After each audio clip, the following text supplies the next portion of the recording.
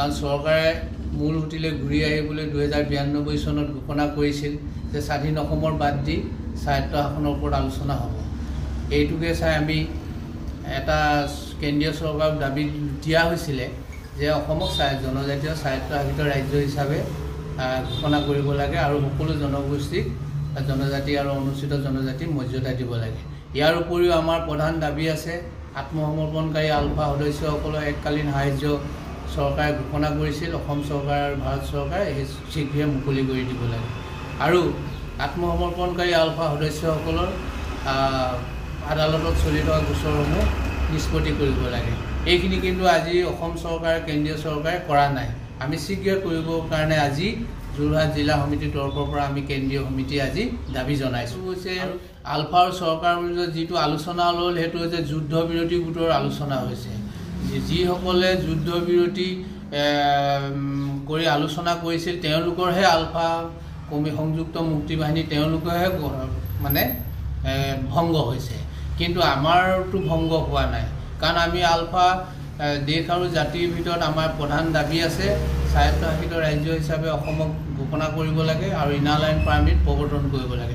এই দাবীকেইটা আছে। তেওঁলোকৰ যুদ্ধ বিৰতি গোটটোহে ভংগ হৈছে, আত্মসমৰ্পণকাৰী গোট ভংগ হোৱা নাই। চৰকাৰে আলোচনাৰ মাজত পৰি আছে যেতিয়া আমি সংগ্ৰাম তেনেকুৱা কৰা নাই, কিন্তু গণতান্ত্ৰিক প্ৰক্ৰিয়াৰে আমি প্ৰতিবাদী কাৰ্যসূচী অৱস্থান ধৰ্মঘট আমি কৰি আছোঁ আৰু ভৱিষ্যতে আমাৰ দাবীসমূহ কাৰ্যকৰী নকৰিলে আমি প্ৰতিবাদী আৰু অৱস্থান ধৰ্মঘট আমি এইবিলাক চলাই যাব।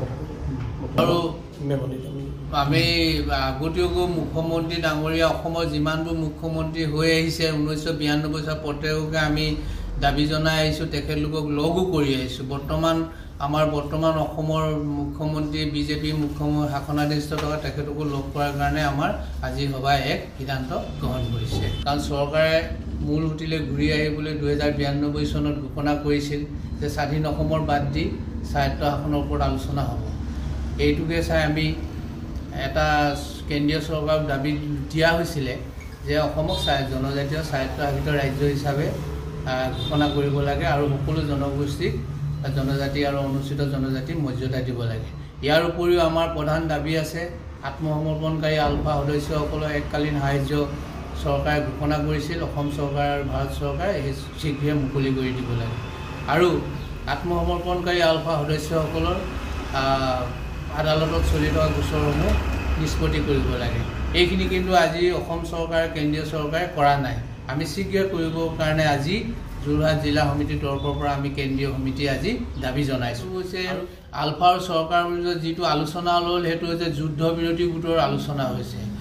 যিসকলে যুদ্ধ বিৰতি কৰি আলোচনা কৰিছিল তেওঁলোকৰহে আলফা সংযুক্ত মুক্তি বাহিনী তেওঁলোকৰহে মানে ভংগ হৈছে, কিন্তু